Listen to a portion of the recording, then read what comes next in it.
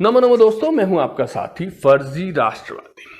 सबसे पहले तो आप सभी से शिकायत है कि इतना कहने के बावजूद, इतना अनुरोध, इतना फोर्स करने के बावजूद भी आप हमारे वीडियोस जो हैं इन्हें वायरल नहीं करवा रहे हैं और ना ही सब्सक्राइबर्स बढ़ाने में हमारी कोई खास मदद कर रहे हैं।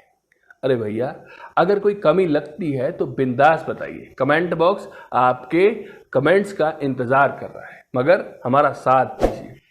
एक एक बंदा कम से कम 5-5, 10-10 लोगों से सब्सक्राइब करवाएगा तो ही कोई बात बनेगी।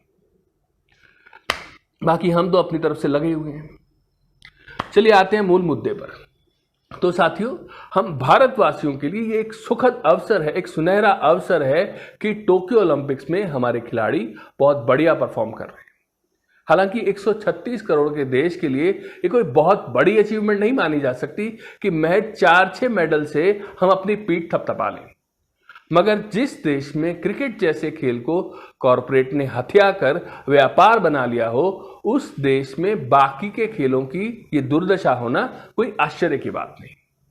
मगर अभाव में ही सही, देश के खिलाड़ी ओलंपिक्स में अलग अलग खेलों में अपनी प्रतिभा बखूबी दिखा रहे हैं और देशवासियों के दिल भी जीत रहे हैं। खास तौर से महिला खिलाड़ियों का प्रदर्शन इस ओलंपिक्स में शानदार रहा है। वहीं दूसरी तरफ दलाल गुल्लू मीडिया और आईटी सेल हमारे खिलाड़ियों की हर अचीवमेंट, हर जीत को मोदी जी के नाम पर समर्पित कर रहे हैं। आपकी जानकारी के लिए बताते चलें कि पिछले बजट में मोदी जी खेलों का बजट 230.78 करोड़ कम करके ये साफ कर चुके हैं कि ओलंपिक में उन्हें कोई खास इंटरेस्ट नहीं है।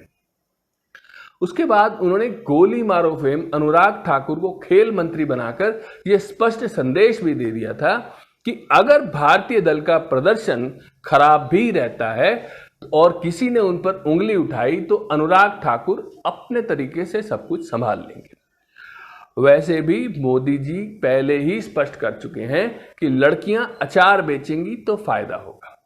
फिर मोदी जी भला क्यों सोचेंगे कि लड़कियां खेल कूद में भाग लेकर भारतीय संस्कृति को बदनाम करती फिरें।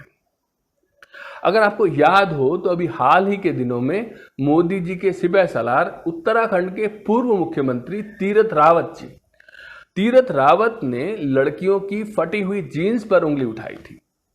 अब आप ही सोचिए कि जिन्हें घिसी हुई फटी हुई जीन्स पसंद ना हो, वो लड़कियों को स्कर्ट और हाफ पैंट में खेलते हुए कैसे पसंद कर सकते हैं भला।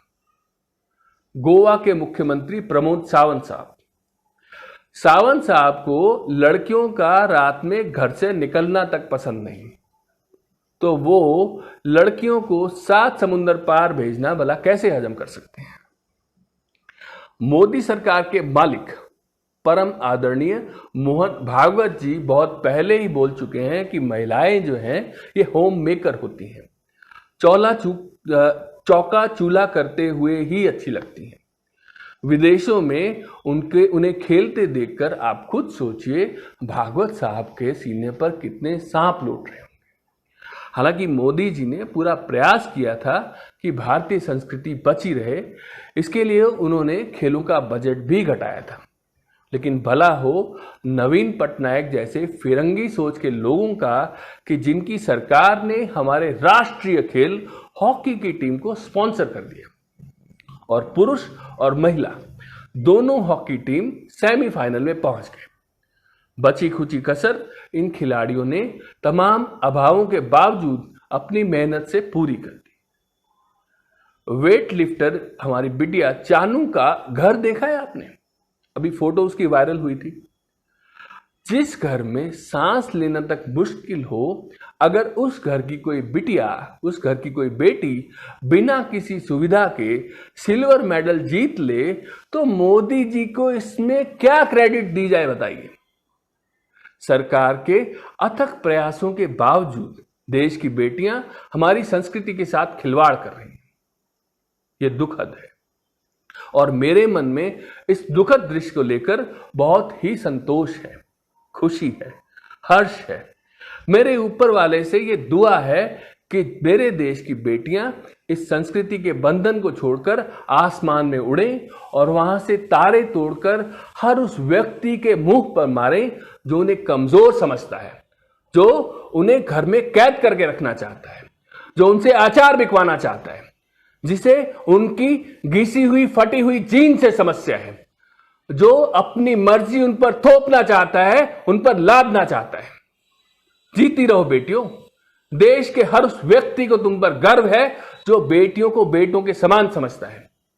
आज हम गर्व से कह सकते हैं कि हमारी छोरियां छोरों से कम नहीं बल्कि 2 कदम आगे हैं। जय हो मातृशक्ति।